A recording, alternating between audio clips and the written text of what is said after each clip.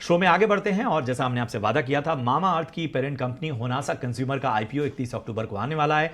IPO के जरिए कुल 1693 करोड़ रुपए जुटाने की योजना है। आगे की ग्रोथ का आउटलुक क्या है, साथ ही आईपीओ के जरिए आने वाले पैसे का इस्तेमाल कहां होगा, इस पर बातचीत करने के लिए कंपनी की सीईओ गजल अलग हमारे साथ जुड़ चुकी हैं।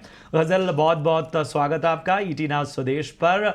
सबसे पहले मेरा सवाल यही है कि जो ये फंड रेज किया जा रहा है और जो भी आपके फंड हैं वो स्पेशली एड में खर्च होंगे, यानी विज्ञापन पर खर्च होने, और फिलहाल जो हम देख रहे हैं कि उसमें भी जो ऐड आप कर रहे हैं उसमें रेवेन्यू का जो 35% से ज़्यादा हिस्सा है वो ऐड पर खर्च होना है। तो इसके पीछे की रणनीति क्या है और कब तक ये स्टेबलाइज होने की उम्मीद है?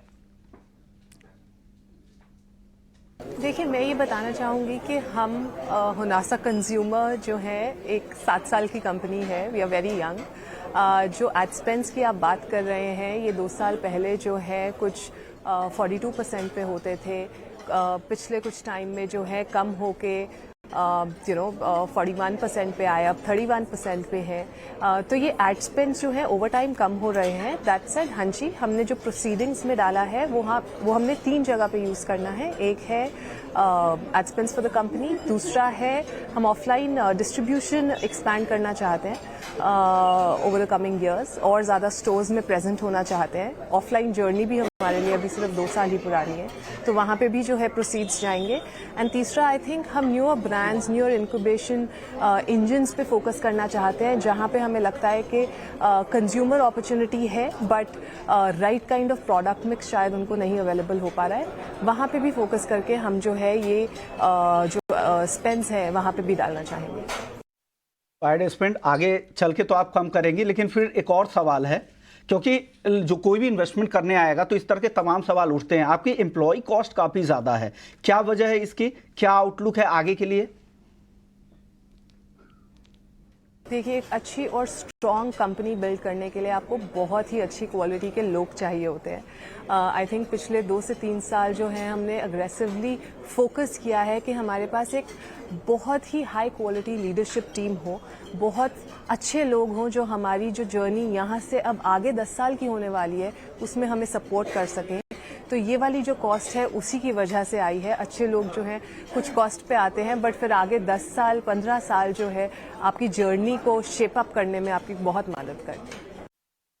बिल्कुल गजल, और जिस चीज़ की आप बात कर रही हैं वो इशारा आपने दे भी दिया आपने जवाब में, जिसमें एक पर्पस इस आईपीओ का जो है वो बी ब्लंट में इन्वेस्टमेंट का है। जैसा कि आप कह भी रही थी कि कुछ अच्छे जो एसोसिएशन होते हैं वो एक तरह की कीमत भी मांगते हैं। ज़रा हमें ये बताइए कि कितने सलून जो हैं वो आप प्लान कर रही हैं सेटअप करने की, और कितना समय लगता है नॉर्मली एक सलून को पूरी तरह से एक बैलेंस बिजनेस में आने के लिए? देखिए, जैसे मैंने बात किया कि प्रोसीड्स जो हैं वो सिर्फ एक जगह पे नहीं बट 3-4 जगह पे जो है हमने लगाने का तय किया है। उसमें से एक expansion line B Blunt salons की भी है। B Blunt as a business हमारे लिए नया है, हमने कुछ टाइम पहले ही उसको एक्वायर किया था।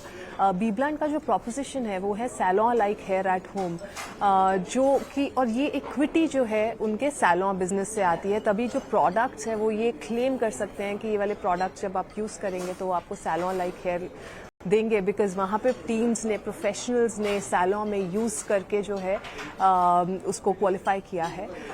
जो सैलॉन बिजनेस है हमारा वो हमारे लिए जो है सिलेक्टिवली, बहुत सिलेक्टिवली ही ग्रो करेगा।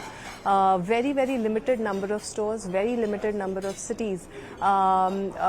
तो जैसे आपने देखा होगा पिछले साल में भी, और मतलब ये अपने आप में प्रॉफिटेबल बिजनेस है, तो मुझे नहीं लगता है कि उस पर ज़्यादा जो है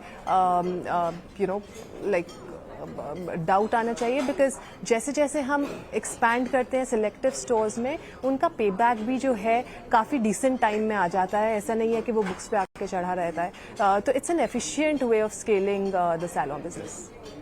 शुक्रिया गजल, पूरी डिटेल्स बताने के लिए कि आप लोगों की क्या योजना है और इशू से जुटाई गई रकम का आप लोग कहां पर इस्तेमाल करने वाले हैं और आगे कॉस्ट ऑप्टिमाइजेशन को लेकर क्या आपके प्लान्स है। तो बता दें कि होनास कंज्यूमर का आईपीओ जो 31 अक्टूबर को अगले हफ्ते खुलने वाला है। आईपीओ के जरिए कंपनी करीब 1693 करोड़ रुपए जुटाएगी। प्राइस बैंड है 308 रुपए से 324 रुपए के बीच। चलिए आगे बढ़ते